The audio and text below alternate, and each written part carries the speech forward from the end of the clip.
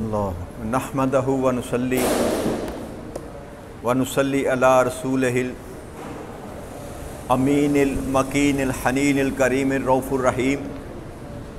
अम्मा बाद फ़अऊज़ु बिल्लाहि मिनश शैतानिर रजीम। बिस्मिल्लाहिर रहमानिर रहीम। वाजिबुल एहतराम साथियों, अल्लाह ताला का बेपनाह लुत्फ़ व करम और उसका एहसान अज़ीम है कि जिसकी तौफ़ीक से हम उसके ज़िक्र के लिए उसके घर में जमा हैं। कल बिहम्दिल्लाहि ताला हमने सूरह बकरा की आयत नंबर 133 तक जो था ना अपना मज़मून मुकम्मल किया था। आज अल्लाह की तौफ़ीक से आयत नंबर 34 जो है वहाँ से अपने मज़मून का आगाज़ करते हैं। अल्लाह करीम ने इरशाद फरमाया, तिलका उम्मतुन कद खलत लहा मा कसबत वलकुम मा कसबतुम वला तुसअलून अम्मा कानू यअमलून। कि वो एक उम्मत थी जो गुज़र चुकी और उनके लिए वही कुछ होगा जो उन्होंने कमाया और तुम्हारे लिए वो होगा जो तुम कमाओगे और तुम इससे उनके आमाल की बाज़ पुरस ना की जाएगी। अल्लाह करीम ने जो ज़िक्र किया हज़रत इब्राहीम अलैहिस्सलाम का, इस्माईल अलैहिस्सलाम का, हज़रत यकूब अलैहिस्सलाम का और उनकी औलाद का, तो अल्लाह करीम ये फरमा रहे हैं कि वो एक उम्मत थी जो गुज़र चुकी है, तो उनके लिए वही कुछ होगा जो उन्होंने कमाया और तुम्हारे लिए वो होगा जो तुम कमाओगे और तुमसे हरगिज़ उनके अमाल के मुतल्लिक़ नहीं पूछा जाएगा। कहने का मतलब ये है कि हर बंदा जो है वो अपने अमाल का खुद ज़िम्मेदार है। किसी से ये नहीं पूछा जाएगा कि तुम्हारा बाप क्या करता था या तुम्हारा दादा क्या करता था या तुम्हारे बाप का क्या दीन था और तुम्हारे दादा का क्या दीन था। हर बंदे से सवाल उसकी ज़ात के मुतल्लिक़ किया जाएगा। तो अल्लाह ने फरमाया वो जो उम्मतें गुज़र गई उनके साथ तुम्हारा अब कोई मामला ऐसा नहीं है कि उनके हिसाबो किताब जो है तुमसे मांगे जाएं। तुमसे तुम्हारे अमाल के मुतल्लिक़ पूछा जाएगा। जो उन्होंने कमाया वो अपने साथ ले गए, अपने साथ ले गए, और जो तुम कमाओगे वो तुम अपने साथ लेकर जाओगे और उनकी कमाई के मुतल्लिक़ तुमसे नहीं पूछा जाएगा। तुम्हारे अमाल के मुतल्लिक़ तुमसे बात पुरस की जाएगी। फिर अल्लाह की ने फरमाया, वक़ालू कूनू हुदम औ नसारा तहतदू कुल बल मिल्लत इब्राहीम हनीफ़न वमा काना मिनल मुशरिकीन। और अहले किताब कहते हैं कि यहूदी या नसरानी हो जाओ, हदायत पा जाओगे। आप फरमा दें कि बल्कि हम तो इब्राहीम अलैहिस्सलाम का दीन इख्तियार किए हुए हैं जो हर बातिल से जुदा और सिर्फ अल्लाह ही की तरफ मुतवज्जो थे और वह मुशरिकों में से ना थे, मुशरिकों में से ना थे। तो अल्लाह करीम ने ये जो आयत करीमा नाज़िल फरमाई ना जी, ये यहूदी जो थे वो ये कहते थे कि हम हक पर हैं, हमारे साथ मिल जाओ तो फलाह पा जाओगे। और जब यहूदियों में से ईसाई निकले, ईसा अलैहिस्सलाम के बाद जिन्होंने अपने आप को ईसाई कहलवाया, तो वो कहते थे कि हमारे दीन पर आ जाओ, हम असल दीन पर हैं, अगर हमारे साथ आओगे तो हदायत पा जाओगे। तो अल्लाह करीम उसका जवाब दे रहा है कि हम जो हैं यानी कि ईमान वाले जो हैं उनकी तरफ से अल्लाह करीम जवाब दे रहा है कि हम तो इब्राहीम अलैहिस्सलाम का दीन इख्तियार किए हुए हैं जो हर बातिल से जुदा और सिर्फ अल्लाह ही की तरफ मुतवज्जो थे और वो मुशरिकों में से ना थे, मुशरिकों में से ना थे। यहूदी जो थे, मैंने परसों या कल आपको बताया था कि यहूदियों ने अपने लिए यहूदी टाइटल पसंद फरमाया और ईसाइयों ने ईसाई टाइटल पसंद फरमाया, लेकिन जब वो हकीकत में वो दीन इब्राहीमी और मिल्लत इब्राहीमी से हट चुके थे तो अब अल्लाह उसका ये जवाब दे रहा है कि जिस इब्राहीम की तुम बात करते हो वो इब्राहीम तो ऐसे थे कि वो सिर्फ अल्लाह की तरफ तवज्जो करते थे और उन्होंने तुम्हारी तरह किसी और को अपना मबूद नहीं बना रखा था। जैसे यहूदियों ने हज़रत उज़ैर अलैहिस्सलाम को अल्लाह का बेटा कह दिया और ईसाइयों ने हज़रत ईसा अलैहिस्सलाम को अल्लाह का बेटा कह दिया। तो अल्लाह करीम इस बात का जवाब दे रहे हैं कि यहूदी या हो या ना नसरानी हो, तुम हदायत याफ्ता कैसे हो सकते हो जबकि तुम असल जो दीन है, दीन इब्राहीमी है, उससे ही तुम रूह गर्दानी कर चुके हो। वो तो किसी और को अल्लाह के सिवा नहीं मानते थे और तुमने कहीं और खुदा जो है उनको गढ़ रखा है। तो इसलिए अल्लाह ने फरमाया हकीकत में दीन वो ही इख्तियार करो जो इब्राहीम अलैहिस्सलाम का दीन था और जिसमें शिरक का कभी शायबा शामिल ना था। और हमेशा अल्लाह की तरफ तवज्जो रखो, अल्लाह की तरफ मतवज्जो अपनी जो है जब भी करना अल्लाह की ज़ात की तरफ अपनी तवज्जो करनी है। आगे अल्लाह के इरशाद फरमाते हैं कूलू आमन्ना बिल्लाहि व मा उन्ज़िला अलैना व मा उन्ज़िला इला इब्राहीम व इस्माईला व इसहाक़ व याकूब वल अस्बाती व मा ऊतिया मूसा व ईसा व मा ऊतिया नबिय्यून मिन रब्बिहिम ला नुफ़र्रिक़ु बैना अहदिम मिनहुम व नहनु लहु मुस्लिमून। क्या मुसलमानों तुम कह दो कि हम अल्लाह पर ईमान लाए और उस किताब पर जो हमारी तरफ उतारी गई और उस पर जो इब्राहीम अलैहिस्सलाम, इस्माईल अलैहिस्सलाम, इसहाक अलैहिस्सलाम और यकूब अलैहिस्सलाम और उनकी औलाद की तरफ उतारी गई। मुसलमान के लिए ये ज़रूरी है जैसे कि हम ईमान की जो ईमान मुजमल और ईमान मुफस्सल जिसको बोलते हैं, ईमान की तारीफ़ जब हम पढ़ते हैं तो उसमें हमें यह पढ़ाया जाता है कि कुतुब ही व रसूल ही कि तमाम किताबों पर और तमाम रसूलों पर ही ईमान लाना ये हर मुसलमान के लिए फ़र्ज़ है। आप किसी एक नबी का भी इनकार करें या एक किताब का भी इनकार करें तो आपका ईमान कामिल नहीं होता। तो अल्लाह करीम ये तलकीन फरमा रहे हैं कि ऐ मुसलमानों तुम कह दो कि हम अल्लाह पर भी ईमान लाए और उस किताब पर जो हम पर नाज़िल उतारी गई यानी कि कुरान करीम पर भी ईमान रखते हैं और उस पर भी जो इब्राहीम अलैहिस्सलाम पर, इस्माईल अलैहिस्सलाम पर, इसहाक पर, यकूब अलैहिस्सलाम पर और उनकी औलाद पर उतारी गई।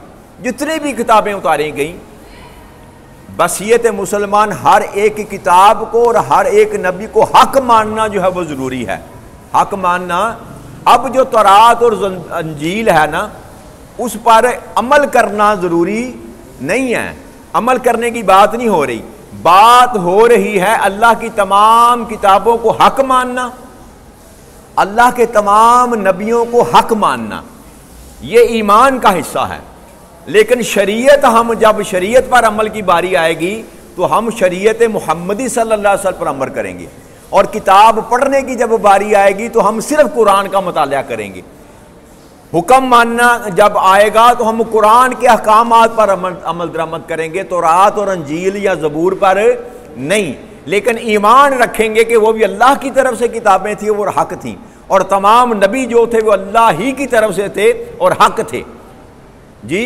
लेकिन ईमान जब हम लेकर आएंगे यानी कि जिस शरीयत पर हम चलेंगे वो शरीयत मुस्तफ़ा करीम सल्लल्लाहु अलैहि वसल्लम और जिस किताब के अहकामात को मानेंगे वो कुरान मजीद है, वो कुरान मजीद है।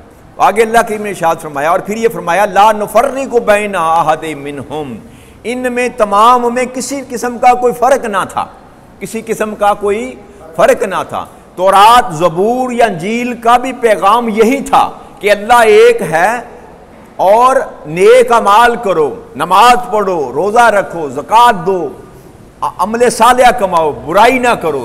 तौरात में भी ये अहकामात थे, ज़बूर में भी ये अहकामात थे, इंजील में भी ये अहकामात थे और हर नबी जो पैगाम लेकर आता रहा यही पैगाम लेकर आता रहा। तो अल्लाह करीम कहते हैं कि हकीकत में दीन पर, मजहब में, दीन में, हुक्म में, शरीयत में, मेरे अहकामात में कोई फ़र्क नहीं था। जो आदम अलैहिस्सलाम ने बात की वही बात मूसा अलैहिस्सलाम ने की, वही बात ईसा अलैहिस्सलाम ने की। लेकिन नबी अकरम सल्लल्लाहु अलैहि वसल्लम की ज़ात पर आकर अल्लाह करीम ने दीन को मुकम्मल कर दिया।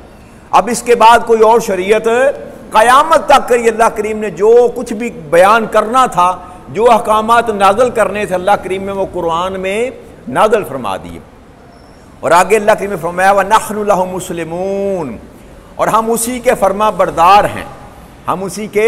अल्लाह करीम देखें ये 5 आयतें मुसलसल अल्लाह करीम इस्लाम की बात, मुसलमान की बात कर रहा है। फर्मा बरदारी की बात कर रहा है। तो ये जो टाइटल है ना अल्लाह करीम को, ये अल्लाह ने फरमाया इन्न दीन इंदल्लाहिल इस्लाम, बेशक दीन जो है अल्लाह के करीब जो है इस्लाम ही है। अल्लाह ने जिस दीन को पसंद फरमाया उसका नाम इस्लाम है, और जो टाइटल इंसान के लिए पसंद फरमाया वो मुसलमान है। तो इसलिए अल्लाह ने इन्होंने फरमाया नख्नु लहु मुस्लिमून, और हम यकीनन हर सूरत उसी के फरमा बरदार रहेंगे, उसी के सामने अपने सर तस्लीम को हम रखेंगे। आगे अल्लाह करीम ने इरशाद फरमाया फ़इन आमनु बिमिस्लि मा आमनतुम बिही फ़क़द इह्तदू व इन तवल्लू फ़इन्नमा हुम फ़ी शिक़ाक़ फ़सयक्फ़िकुहुमुल्लाह हुवस समीउल अलीम। फिर अगर वो भी इसी तरह ईमान ले आए जिस तरह आप ईमान लाए हो तो वो भी हदायत पा जाएंगे, और अगर वो मुंह फेर लें तो वो शक महज मुखालफत में है। बस अब अल्लाह को आपको उनके शर से बचाने के लिए अल्लाह ही काफ़ी है, और वो खूब सुनने वाला और जानने वाला है। तो अल्लाह करीम ने यह फरमाया कि अगर यहूदी या ईसाई अहले किताब जो हैं, अगर वो इस तरह ईमानदार हो जाएं जैसे आपके सहाब ईमान ले आए, ईमान वाले जैसे ईमान ले आए, नबी अकरम सल्लल्लाहु अलैहि वसल्लम की जमात जैसे ईमान ले आई, अगर यहूद और नसारा भी ऐसे ईमान ले आए तो वो वाकई हदायत पा जाएंगे, वाकई हदायत पा जाएंगे। और अगर वो मुंह फेर लें, यानी कि इसकी तरफ ना पलटें, कुरान की तरफ, कुरान के अहकामात की तरफ ना आए, नबी अकरम सल्लल्लाहु अलैहि वसल्लम को ना माने, तो वो महज मुखालफत में हैं, हालांकि वो जानते हैं कि हकीकत यही है। तो अल्लाह ने फरमाया कि अगर वो मुखालफत करते हैं तो कोई बात नहीं, आपको उनसे शर से बचाने के लिए आपका अल्लाह ही काफ़ी है, आपका अल्लाह ही वो खूब सुनने वाला और खूब जानने वाला है। आगे अल्लाह की इरशाद फरमाते हैं सिबगतुल्लाह, अल्लाह का रंग, अल्लाह का रंग, व मन अहसनु मिनल्लाहि सिबगतन व नहनु लहु आबिदून, और अल्लाह के रंग, किसका रंग अल्लाह के रंग से बेहतर है? अल्लाह का रंग कहने का मतलब यह है कि अल्लाह के रंग में रंगे जाओ, अल्लाह के रंग में रंगे जाओ। अल्लाह के रंग से ज्यादा किसका रंग अच्छा है? और हम तो उसी के इबादत गुजार हैं, हम तो उसी के इबादत गुजार हैं।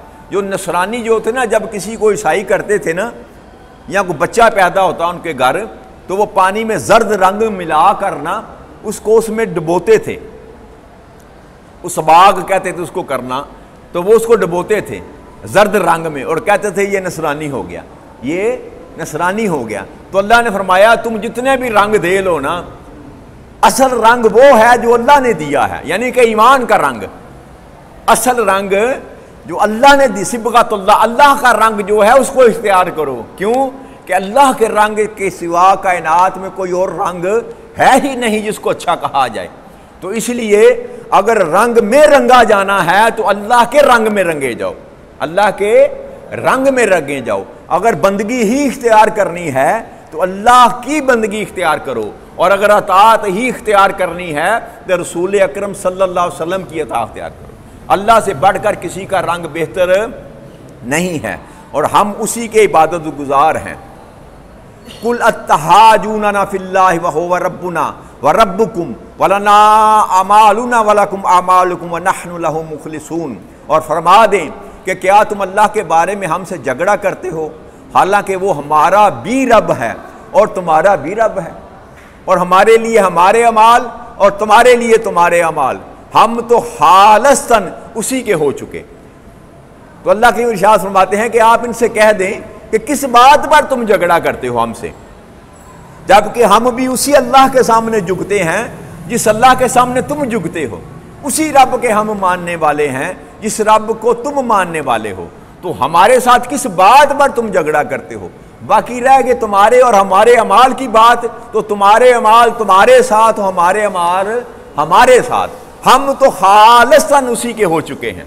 हम तो खालिसन, तुम्हें बात समझ आए या ना आए, तुम हमारी बात को कबूल करो या ना करो, तुम हमारे दीन पर ईमान लेकर आओ या ना लेकर आओ, हमें से कोई सरोकार नहीं है। हम तो खालिसन उसी के हो चुके, हमने तो उसको अपना मबूद हकीकी मान लिया है। अम तकूलूना इन्ना इब्राहीम व इस्माईल व इसहाक व यकूब व असबात कानू हुदम औ नसारा, कुल आ अंतुम अअलमु अमिल्लाह वमन अज़लमु मिम्मन कतम शहादतम इंदहु मिनल्लाह वमल्लाहु बिगाफिलिन अम्मा तअमलून।